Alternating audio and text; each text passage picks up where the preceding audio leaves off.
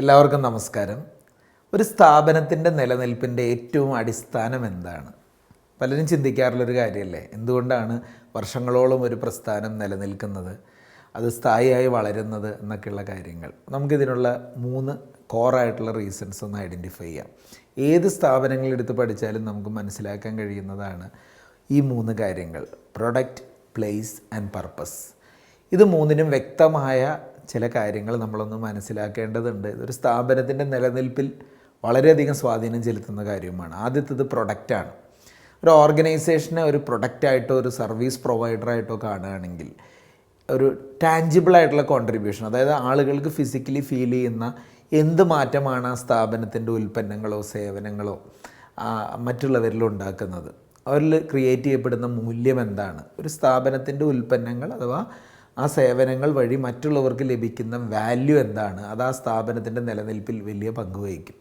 കൂടുതൽ value create ചെയ്യുന്ന ഉൽപ്പന്നങ്ങളോ സേവനങ്ങളോ ഉള്ള പ്രസ്ഥാനങ്ങൾ അധികകാലം മാർക്കറ്റിലുണ്ടാകാൻ അല്ലെങ്കിൽ നിലനിൽക്കാൻ, വളരാൻ ഉള്ള കാരണമായി മാറും.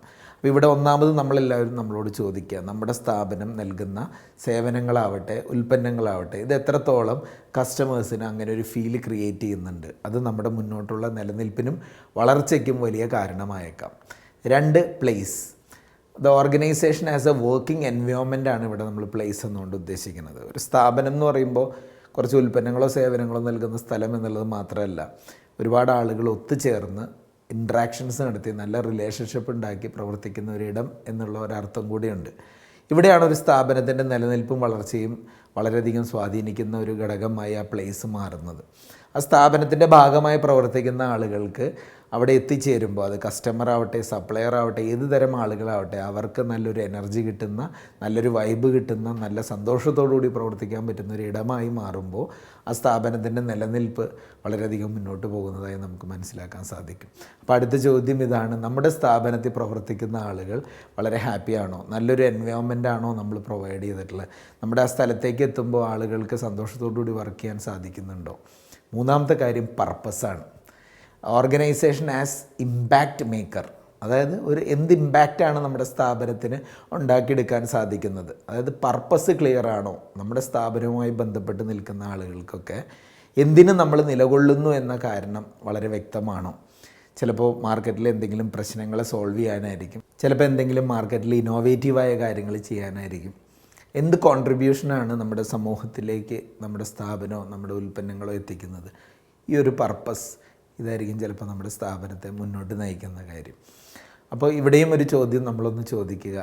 ഈ 3 കാര്യങ്ങൾ നമ്മളിപ്പോൾ പറഞ്ഞു, നമ്മുടെ പ്രൊഡക്റ്റിനെ പറ്റിയും പ്ലേസും പർപ്പസും. ഈ 3 കാര്യങ്ങൾ നമ്മുടെ സ്ഥാപനത്തെയോ നമ്മൾ നൽകുന്ന സേവനങ്ങളെയോ വെച്ച് നോക്കുമ്പോൾ എത്രത്തോളം ആളുകൾക്ക് കൺവിൻസിങ് ആവുന്നുണ്ട്, എത്രത്തോളം മനോഹരമാണ് നമ്മുടെ പ്രവർത്തനം.